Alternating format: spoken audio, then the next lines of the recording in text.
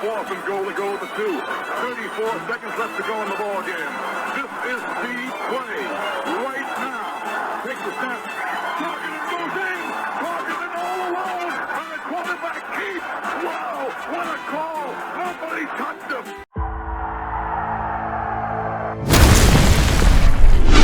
Here is Jeff, the host of the Gridiron.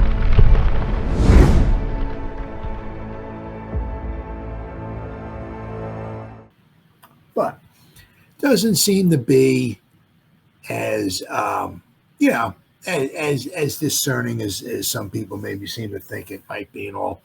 One of the things they were talking about on Big Blue Kickoff Live, Paul Dottino, and he's kind of right. Now, there's like different types of injuries, obviously. But my point being is that when a guy gets injured, what Paul Dottino was talking about, is that when somebody gets injured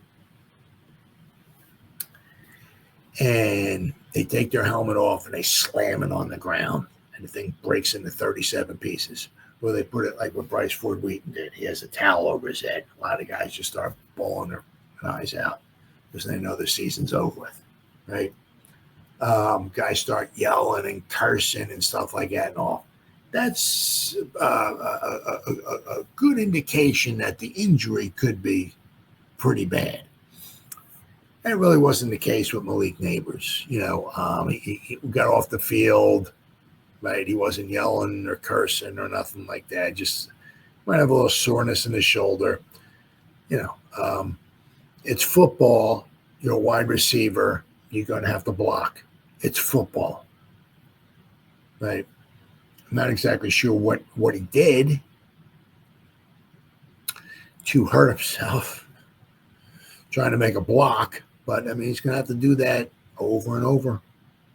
I mean, especially if if the offensive line starts playing well, with Tracy in there and Scatterbo in there, we're gonna want to run the football.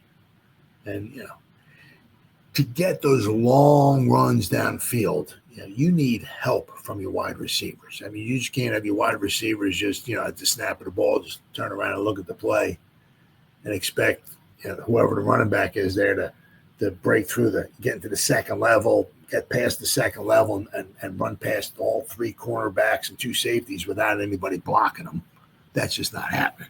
You need the wide receivers to get downfield and do some blocking. So, I mean, what he did wasn't anything out of the ordinary. Just kind of wondering exactly what happened. But there's a couple of guys who are really indispensable on this offense. One's Andrew Thomas, right? Because when he's healthy, one of the best left tackles in football, we need the guy to get healthy and stay healthy. But for the Giants, I mean, if Malik Nabers is not healthy, that's going to be a problem for the Giants. But so obviously it was yesterday. He exited practice with apparent shoulder injury and Giants training camp scare. Malik Nabers in pain is certainly not a sight for the Giants want to see. He provided a new worry with an apparent shoulder injury during Tuesday's practice. After blocking on a run play during team drills, Nabers stayed on the ground for a few moments before walking off the field holding his left shoulder. He went into the field house with head trainer Ronnie Barnes and did not return. The Giants are not overly concerned that the injury is serious, though. Nabers sat out all of OTAs and minicamp while managing a toe injury that has been nagging him since his LSU days, in which he acknowledged might eventually require surgery at some point in his career.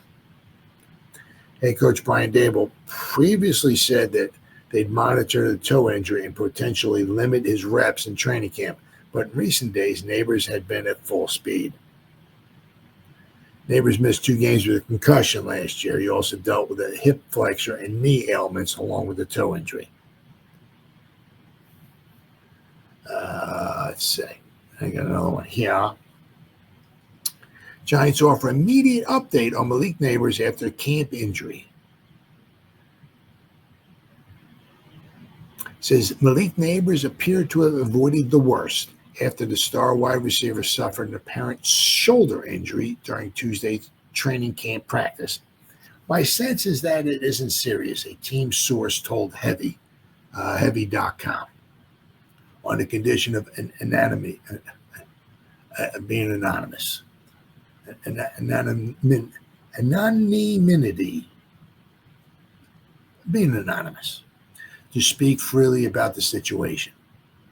Nabers was cleared for a full workload just as training camp got underway after being limited to being a spectator for much of New York's OTAs and minicamp practices this spring while recovering from the lingering toe injury.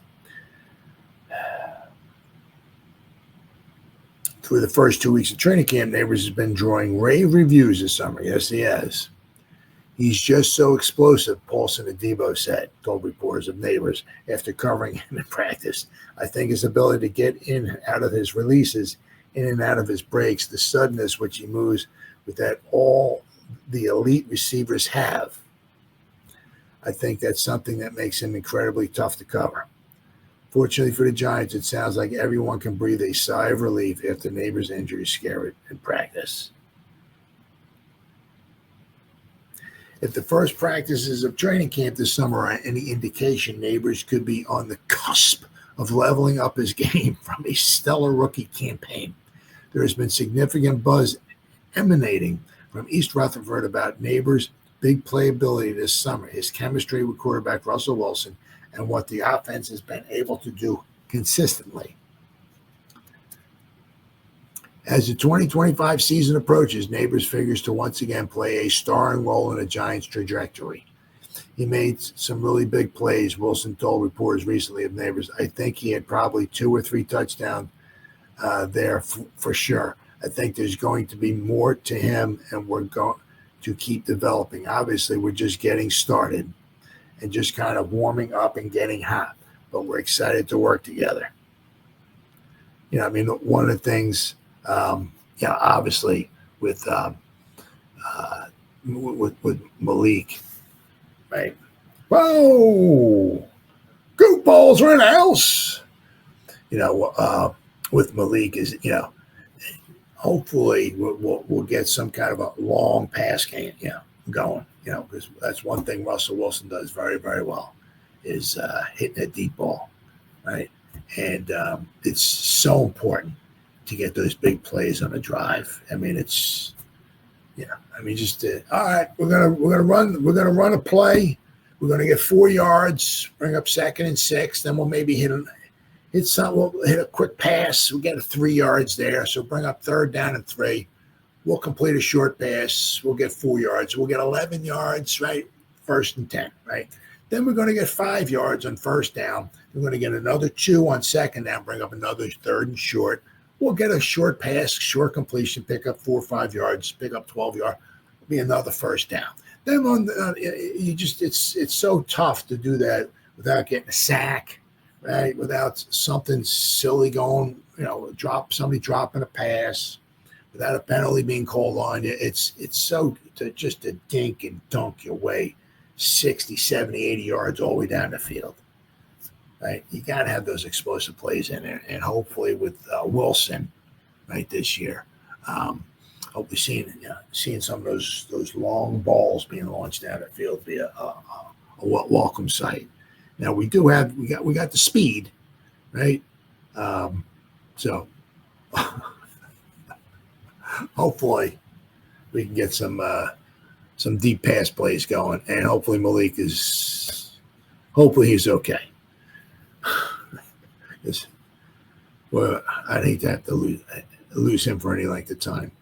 But we got a little over a week, and we have our first preseason game, huh?